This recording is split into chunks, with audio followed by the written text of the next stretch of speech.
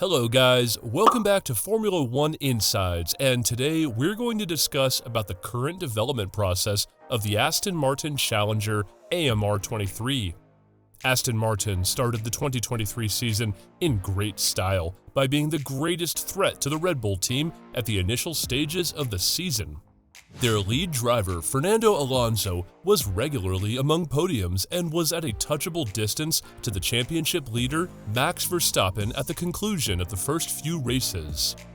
But when the season progressed, their challengers turned uncompetitive and reached a state where they were unable to defend an attack from Mercedes or McLaren, who showed improvements in the latter of the first half. However, Alonso was seen again on podiums at the Dutch GP, which was held as the first race after the summer break.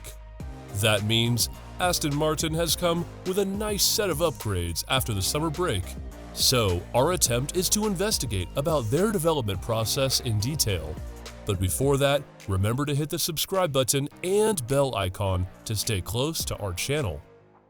At the beginning of the 2023 season, no one thought that Aston Martin would begin the season as the second fastest car on the grid. But surprisingly, they came with a very strong AMR23 thanks to the hard efforts made by their new technical staff that Aston Martin hired from other top teams. However, they experienced a dip in its performance with time as their upgrades were not strong enough to remain competitive and dropped as the fourth or fifth fastest car in the grid. When analyzing the performance of AMR23 during the Dutch Grand Prix, we can think that they have caught their competitive form again after the summer break. Then, what is the secret behind their sudden improvements?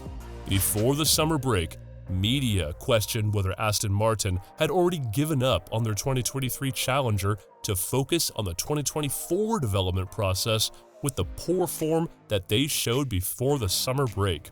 But Aston Martin team principal Mick Crack rejected that idea and said that its dip in form was related to a change of car characteristics, which are actually the side effects that were triggered by recent developments. He promised to come with upgrades that are strong enough to show a good improvement in the second half of the 2023 season. Crack said, "All the races have upgrades, and if you have a look at the upgrade list for Zandvoort, you will see and you will read something. We are not switching off the tap," he said about development. "It's full on." Mick Crack further highlighted that the only way to move out of this troublesome situation is continuous development, and he was confident that the upgrades that are ready to introduce after the summer break will be strong enough to push their cars to the front again. "The magic bullet, I wish I could confirm that," Crack said. "But we have set up a plan and a development plan, and it was based on continuously developing the car. We follow that, and obviously you need to see what directions you take depending on what happens. Also, we have now an opportunity after 11 races to take a reflection point, and we have 10 times more points than we had at this stage last time. We are P3 in the championship, and obviously, the expectations rise with your results. But you also must not forget where you come from. And in all the push for development, we also have to realize that we have made big steps. It is important to also zoom out and see what you have achieved," he added further. At the Dutch Grand Prix, Fernando Alonso was able to deliver a strong second-place finish to the Silverstone-based team, evidencing that they have regained the form to a considerable extent.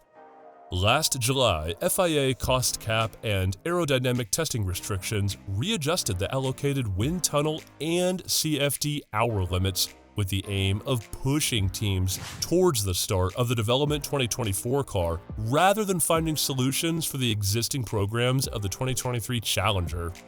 When ATR was rest on the 1st of July, Aston Martin lost 20% of its aero testing time, causing a considerable negative impact on the development process of AMR23. In a recent interview, Aston Martin performance driver Tom McCullough said that they are using the findings related to the 2024 car development process to upgrade their current AMR23 machine deep into the season, as it is essential for them to push their Challenger to the top again.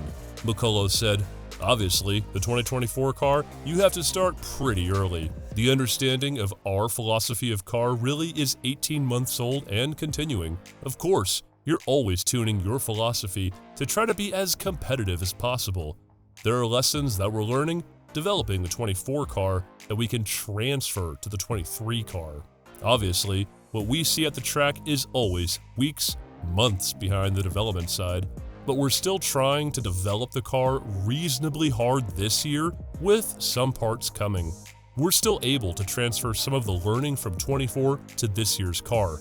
And there's still a lot of races to go this year," he added further.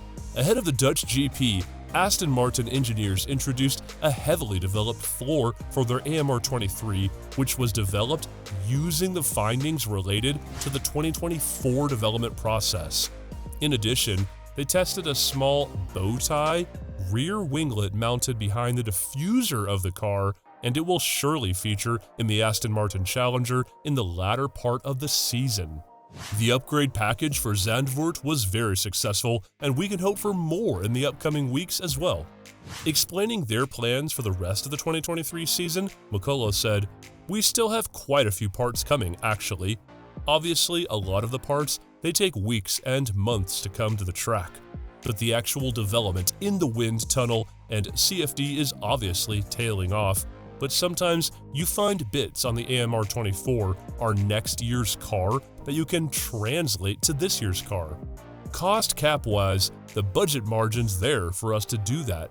So we're still hoping to bring bits quite deep into the season," he concluded the interview. But is it a fair decision to use the findings related to the 2024 development process in this year's car? Even though it is unfair, there is no proper way to control it too. By the first look, it makes a good impact on the progress of the 2023 car, but there is a risk of impacting it negatively on the 2024 car, as rival teams can get an idea about the secrets behind Aston Martin's 2024 development process.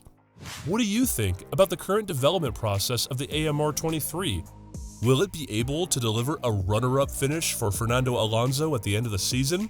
Share your thoughts in the comment section below.